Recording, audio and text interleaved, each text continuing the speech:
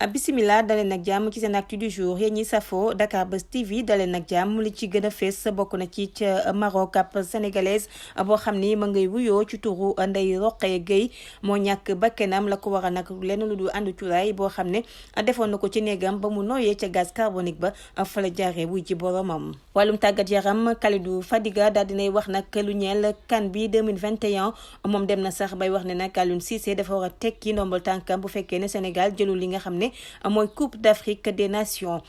kawteef ca Point E ci génn pour guddi ñeenti xale góor ñoo sàkku ab mineur la leen feeñal nag bokk na sax nijaayu xale bu jigéen boobu nga xam ne dafa amoon ay soupçon ca la toppee jarbaatam ba xam nag yëf yi naka la tëddee woon. lu jëm ci cag-cag yi daanu ci àddu ndax gouverneur daal ne génn ab arrêté ngir rek dakkal seenub daw fii la ci Ndakaaru. ñeneen ay étudiant Cheikh Diakhaté Alioune Badara Diatta ñoom nag dañ doon rek jéem a chantage ab jigéen boo xam ne sax am na jëkkër ngir rek daal di tëdd ak moom. Sénégal mel na ne digganteem ak Watford moom moo jël ndam li ginnaaw Ismaïla Sarr ba ñu ko convoqué ñu ne woon dina ñëw ak du ñëw tey jii ci ngoon suñu gaynde national bi dinañu ko xaar file ci Ndakaaru. Youssou Ndour it daal dinay àddu ci li nga xam ni moo ko gën a metti ci déception wam ginnaaw ba muy séq waxtaan ak suñu naataangoo yi nga xam ne ñoo nekkee foofule ci Le Soleil. étudiant bi nga xam ne nag dañu waxoon ne dafa réer te ñu mujjee koo fekk ca Côte d'Ivoire loolu it dañu ci gën a ñëw ci nu mu gën a yaatoo.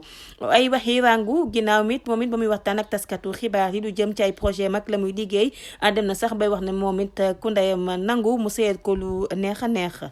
jeexale ko rek ak wàllum Miss Sénégal mi nga xam ne nag coow li sax ma nga tàmbale woon ca Dakar Buzz TV Amina Badiane nag daal na ci àddu waaye it joxañ baaraamu tuuma Fatima Dione ak yaayam ak ni nga xam ne nag na mbir yi demee woon.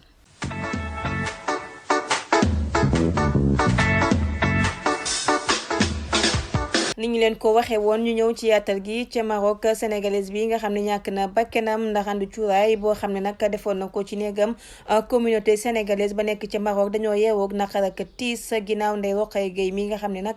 ba mu ñëwee ci dëkk ba sax yàggul ngir rek seet si doomam bu jigéen moom moo ñàkk bakkanam ginnaaw ba mu nooyee gaz carbonique ba jóge woon ci àndam. bés boobee ñu ngi ñuy xamal ne nag mook doomam sax ñoo boyal boobule ànd ndax dafa nekkoon bés bu sedd ginnaaw loolu nag ñu tëj seen nekk. gaz carbonique boobu la mujjee noyyi ba mu déggee yuuxu moom dama bu góor dafa dugg ci néeg ba rek ci la leen jëlee yóbbu leen ci hôpital ba ñu gis nag def nañu sax li nga xam ne mooy prise en charge ba waaye ay waxtu rek lañu ca teg mu daal di génn àdduna ñu ñuy wax na nag ne këriñ bi nga xam ne moo nekk ca Maroc ak bi nekk Sénégal bi ute na te ñu bari ci ñoom xamuñu loolee bu ñu sukkandikoo ci kàddu Mouhamed Soumaré di ab sénégalais boo xam ni ma nga nekk ci réewum Casablanca. ak gis nañu fii ci Ndakaaru dem beeg dikk bi day am ay jafe-jafe mu am sax problème parfois ngir nit ñi am ay oto ba ñu gis nag ñi nga xam ne ñoom la ñu duppee ay moto càq-càq ñoom ñoo ci jàpp bu baax a baax waaye loolee mën nañoo jàpp ne nag dakk na fi ci Ndakaaru ndax gouverneur daal di ci àddu ci ab bataaxal boo xam ne nag démb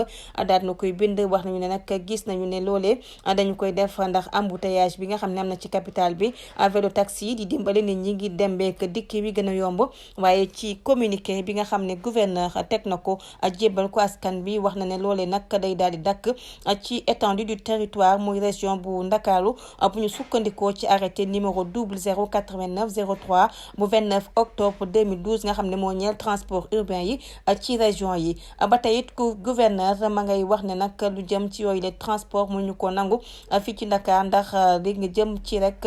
sécurité nit ñi ak li nga xam ne dañuy gis ay agression ak këfit bagage u jàmbur te yooyee type de véhicule ñoom ñoo koy def ci communiqué ba tey rek gouverneur mi ngi àttu ci interdiction boobu tey nag ne yoon dina teg ay daan képp koo xam ne boobu la mesure doxewoo ko benn yoon. comme niñ leen ko waxee woon kawteef lu am ca Point E ci genn guddi ñeenti xale yu góor ñoo sàkku ab mineur moom nag nijaayam ba mu ci amee ay jiixi jaaxa ci la topp jarbaatam bii ngi rek am ci lu ko leer ñuy cay joxañ baaraamu tuuma Diallo mi nag wax nañu sax ne moom mii mosoon nañ ko teg loxo moom vigile la di liggéeyee ci auberge boobu nekk chez Yoyo ci atum 2020 moom ak patron bi chinois di Yang Hing Ho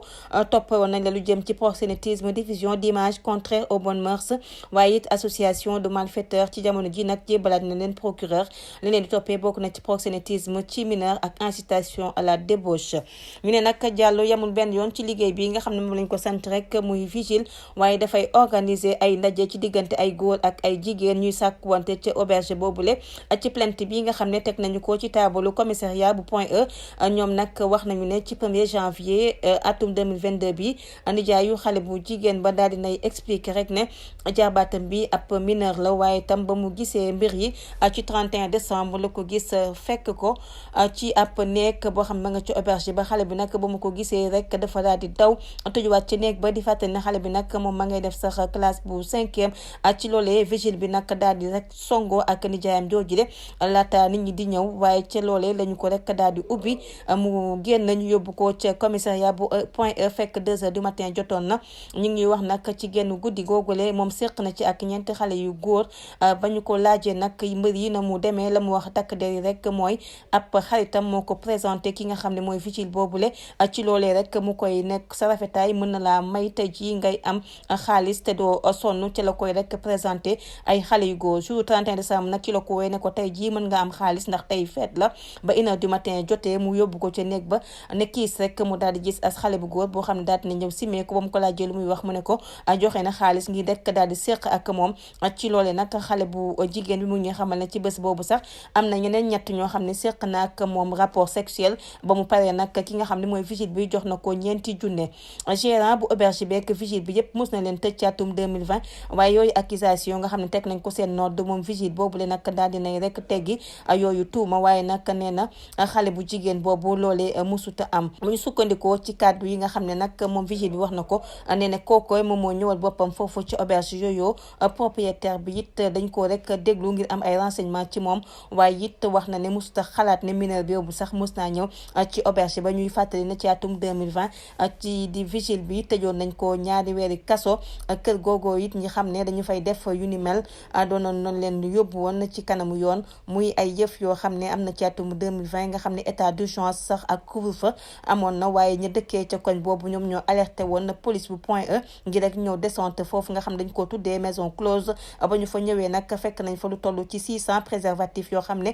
client ngi ñu fay ñëw rek la ñu koy daal di jox ngir ñu koy jëfandikoo bu ñuy seq ak xale jigéen yooyu ca biir kër googule. ñu àddu ci leneen rek ñeel Youssou Ndour ginnaaw ab interview boo xam ne def na ko ak suñu naataango yi nekkee ci quotidien national di Le Soleil wax na rek ci décision boo xam ne mës na ko am ci parcours artistique am waxaan na it ci loolee mooy ba nga xamee ne bëggoon naa liggéey ci way bi nga xam ne Elton John moo ko bindoon ngir film boobu ñu duppee Le Roi Lion mu dem ba Los Angeles ñetti fan ngir def voix ba ñu ko woowee rek ne ko moo ko ñeneen ñoo koy defandoo ci njëlbéen ba mujjeewuñ ko rek daal di jël loolee nekk loo xam ne metti woon na ko bu baax a baax ab at rek ñu daal di bind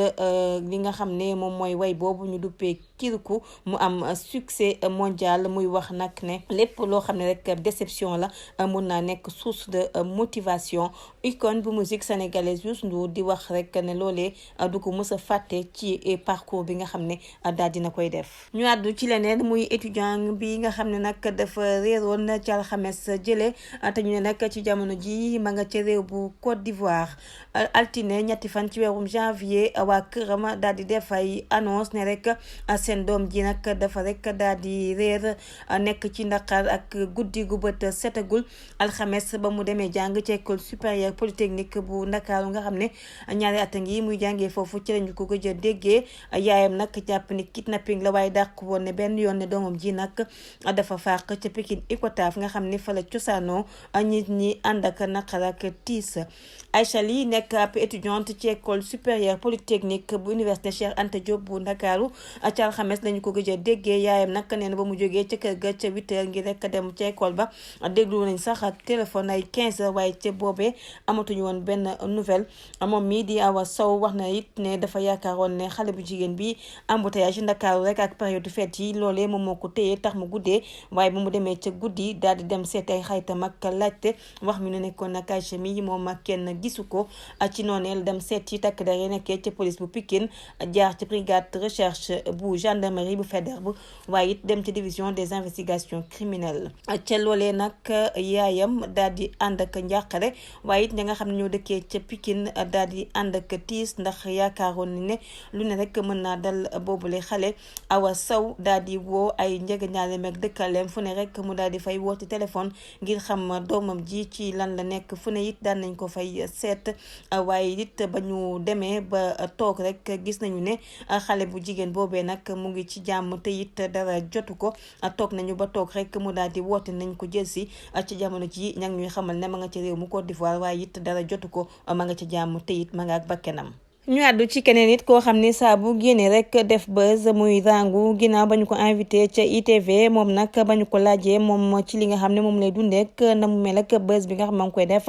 nee na it moom doomu jàmbur la ñëpp ñu koy xas rek lu ñu wax seen yaay la ñu ko wax waaye bu fekkoon ñoom ñoo ko ju kenn du ko xas wax na it mu ngi ci jàmm mi ngi ci yoonam mi ngi def business am te it mi ngi yëngu ci jënd ak jaay ci li nga xam ne mu ngi ci am xaalisam dem na sax ba ñu ko laajee rek ci wàllu sëyam ndax pare na pour am borom kër nee na nag nga xam ne daf koy takk si daf koy bàyyi ci li mu nekk amul koo xam ne day ñëw di ko dindiloo wala di ko coppi ci li nga xam ne noonu la mel moom daal nee na képp koo xam ne nayam nangu na mu sëy ak yow lu neex a neex waaye it wax na it lu jëm rek ci li nga xam ne noonu la bëgg sëyee. wàllum élection mi Sénégal nga xam ne luy njëñ njaag Dakar bés mooy njaag ndax lépp foofu la feeñe it dinañu ci àddu Amina Badiane nag moom it laat na ci yàbbi ginnaaw patapataral gi nga xam ne nekkee woon na ko ba muy waxtaan ak suñu naataango yi nga xam ne nekk ci l'Observateur daal dinay wax nag lu am solo moom Amina Badiane nee na yëf yi ba tey rek mënu ko digérer ndax nekk na sax loo xam ne lu ko metti la lu jëm ci apologie du viol boobu nga xam ne ñu ko koy tuumaal wax na ne nag am na lu ko metti lool sax waaye lu jëm rek ci teem ak jigéenu jullit sénégalaise bi nga xam ne nekk na ko gis na ne ay moment yu difficile la ci rek dund loolee ma nga ko xamle ba muy jàkkaarloo ak suñu naataangoo yi nekk l'Observateur waaye it lu jëm ci loolee nee na dafa am ñoo xam ne dañu ko iñaane te it bëggoon nañu nekk ci place am lu jëm it ci Fatima Dione mi fi nekkoon Miss Sénégal 2020 tuuma yi nga xam ne teg na ko ci kawam loolee it daal dina koy teggi nee na rek bu fekkoon ne bëgg nañoo wax ak moom saa su ne yaayam moo daan bañ ne mënuñoo wax ak moom dafa nekk ca village ba te it dafa feebar bëggoon nañu sax dem seeti ko waaye yaayam mayu leen benn yoon ñu daal di jokkoo ak ki nga xam ne moom mooy Fatma Dione nekkoon Miss Sénégal 2020 te ne dañ koo sàkku tey lëf yooyu ma ngi ko dalee ginnaaw élection Miss Sénégal yi nga xam ne daal dina ciy bokkoon. ñu àddu ci leneen muy ab étudiant boo xam ne rek ma nga tudd Cheikh Diakhaté ak xaritam bi di Alioune Badara Diatta nga xam ne nag dañ doon sàkku ab jigéen boo xam ne sax am na borom kër ndax rek ay vidéo yoo xam ne daal dinañ ko koy ameel ak ginnaaw ñetti fani kaso yoo xam ne mos nañu koo tëj étudiant bi di Cheikh Ahmed Tidiane Chérif Diakhaté bi la yoon nag moom ak xaritam bi di agent commercial Alioune Badara Diatta démb tribunal tëj na leen ñaari ati kaso yoo xam ne dañ cee ànd ak sursis maanaam duñu ko tëdd ngir rek collecte illicite de données à caractère personnel ak diffusion d'images contraires aux bonnes mœurs ñoom ñaari xarit yooyu nag dañoo bëggoon a sàkku rek wala sax tëddee ak ki nga xam ne nag mooy soxna si di Sanokho ginnaaw ba ñu yoree ay vidéo intime Cheikh Ahmed Tidiane Diakhaté moom nag dafa nekk dëkkaale soxna soosé ginnaaw ba téléphone soxna si amee problème mu ne ko na ko dindi rek li nga xam ne moom moo na ko débloqué li nga xam ne mooy application WhatsApp boobule moom nag ginnaaw étudiant la sax ci génie informatique te la xool discussion yooyee ak gis ci ay vidéo pornographique waaye gis ci soxna si am na kenn ku mu ci seqal ku nekkul borom këram ci loolee rek la daal di jël yooyu la image téye ko waaye te jox ko xaytam bi nga xam ne mooy Alioune Badara Diatta ci loolee nag la ñuy woo soxna si nag di ko ne dañu lay tëddee wala rek nga daal di jël vidéo yi wan ko àdduna yëpp ba ñu xam yow yaay kan ñu placé leen sous mandat de dépôt 30 décembre 2021 guidé ngir collecte illicite de données à caractère personnel ak diffusion d'images contraires aux bonnes mœurs ci kanamu tribunal des flagrants délits bu Ndakaaru démb Cheikh Ahmed Tidiane Diakhaté nag daal dinay wax rek ne dafa bëggoon jël image yooyu wan ko jëkkëru soxna si ngir mu xam jabaram li mu nekkee waaye am woon leen lu ñaaw loo xam ne rek bëggoon na ko rek daal di def te loola it la waxoon sax ci kanamu enquêteurs yi ne woon bëgg ko sax tëdd ak moom ginnaaw nag la mu wax xaytam bi di Alioune Badara Diatta moom it wax na ne musta sàkku am ak ay rapport sexuel ki nga xam ne moom mooy ku jigéen kooku waaye dañoo bëggoon mu xam ne rek yamul ci jëkkëram ak ginnaaw nag li nga xam ne toppee na leen ko ka fa toogal procureur nee na nañu téye seen ay téléphone waaye seen ki leen doon layal di avocat bi di maître Cheikh Tidiane Seck nee na ay client wam internet bi nga xam ne dugg nañ ci amuñu capacité comprendre fan la leen mën a yóbbu ci loolee mi ngi ñaan tribunal def kéem kàttanam ngir rek def leen daan bu ndaw a ndaw muy clémence bu ko defee ñu daal di mën a ñibbiwaat ci seen biir njaboot. président tribunal ba nag ca la rek ba mu joxe àtte ba ne ñoom ñaar ñooñu tëj nañ leen ñaari ati kaso yoo xam ne dafay ànd ak suuf si waaye it seen ay téléphone yoon daal dina ci teg loxo. ñu daal di àddu ci wàllum tàggat yaram diggante Sénégal ak Watford mel ne nag Sénégal moo ci am ndam ndax Ismaïla Sarr dañu koy xaar tey ci ngoon sile ngir rek mu daal di ñëw ànd ak ay nattangoowam foofule ca Cameroun waajal Coupe d'Afrique des Nations. diggante fédération sénégalaise bu football ak club anglais bi di Watford nag ndam li féete na ci waa Sénégal ndax Ismaïla Sarr dina ñëw tey ji ci ngoon bu ñu sukkandikoo ci information yi nga xam ne jëlee nañu ko ci suñu nattangoo yi nekk ci emedia.sn. Ismaïla Sarr nga xam ne nag convocation bi de andi woon na coow bu baax a baax wax nañu ne nag tey ji dañu ko xaar fii ngir rek mu daal di ànd ak ay nattangoowam foofule te Bafoussam ngir waajal li nga xam ne mooy CAF bi le waaye it bu ñëwee staff médical bu gaynde yi dana am programme particulier boo xam ne nag dina ko xool ngir rek saytu li nga xam ne moom mooy wérgu yaramu gaynde bile waaye it lu jëm ci carrière am sax loolu it dañu ko xool bu baax a baax ndax fédération sénégalaise bu football la mu bëgg rek mooy saytu wérgu yaramam ba ànd ak moom gagné li nga xam ne mooy Coupe d'Afrique des Nations bi nga xam ne ci la ñu jëm. ñu àddu ci wàllum tàggat yaram équipe nationale bu football nag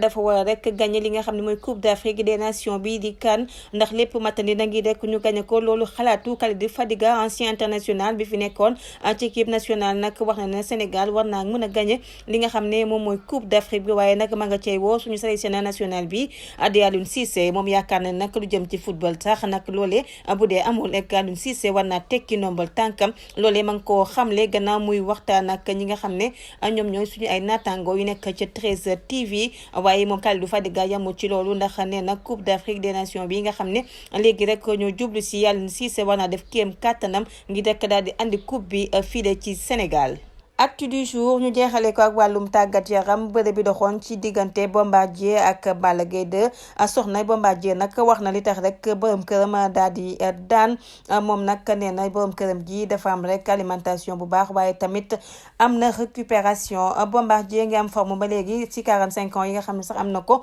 lu jëm ci wàllum entraînement yeeg yooyu soxna Xaafa daal ci dellu siwaat waaye wax na ni sax benn semaine ginnaaw combat bi nga xam ne dox na ci diggante Bombardier ak Balla Gaye borom këram moom lekkul benn yoon ceeb di fàttali nag na lutteur bu Mbour bi rek moo daal di am ndam ci kaw Balla Gaye 2 di Lion bu Guédiawaye ginnaaw ab avertissement boo xam ne nag Balla Gaye daal na koy am di fàttali sax ci atum 2014 moom moomee nag daanoon nag ki nga xam ne moom mooy Balla Gaye kon nag Bombardier ñi xool kan la war a taseel ndax ñu si bare ñi ngi naan Boy Niang wala Tapha Tine Balla Gaye 2 ñooñu la war a jàkkaar loolu sant na leen gërëm leen ci teewlu bi yéen ñi safoo Dakar Buzz TV lii moo nekkoon seen actu du jour ba suba incha allah ci beneen actu du jour.